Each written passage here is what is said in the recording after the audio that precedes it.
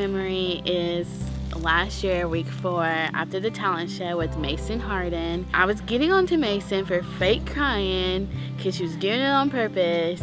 I said, "Do you think I'm stupid or something?"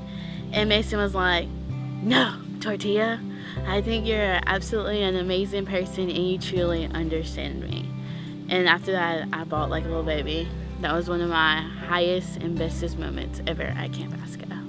I had this camper at the archery range, and he wanted to shoot the crossbow, but it was a little challenging for him because we couldn't get his finger on the trigger. But we overcame that.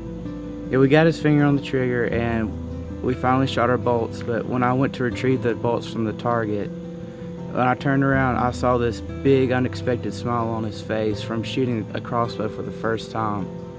And it's just something that's never gonna leave me, and just something that's gonna stick with me forever.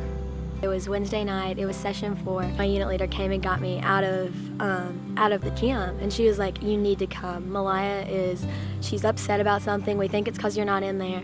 So I leave volleyball and I go back to the cabin, and all I have to do is crawl in bed with Malaya and cuddle up with her, and she stops whining and she stops crying completely. It was just an amazing moment at camp for me. I don't know, it's just one of those things that happens that you don't forget. It makes you feel like you're important to somebody. I've been coming to camp for 4 years, but I have never fed a camper before. That is until I fed a camper named Mark. Mark had been coming to camp for 30 years, and he was an extremely sweet guy.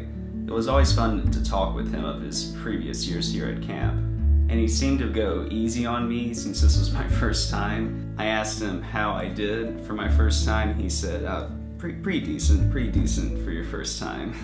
One of my favorite memories came from session 1. I had a camper named Katie and we went swimming. We were just swimming around and Katie looked at me and said, "This is my time to be free. I'm not stuck in a wheelchair when I'm at camp." And that was just such a rewarding statement that she made, because to help them get out of their wheelchair and help them live life just like we do, it's really rewarding, and that's what I look forward to, is getting her out of her wheelchair and helping her do stuff, and it made her so happy to do that.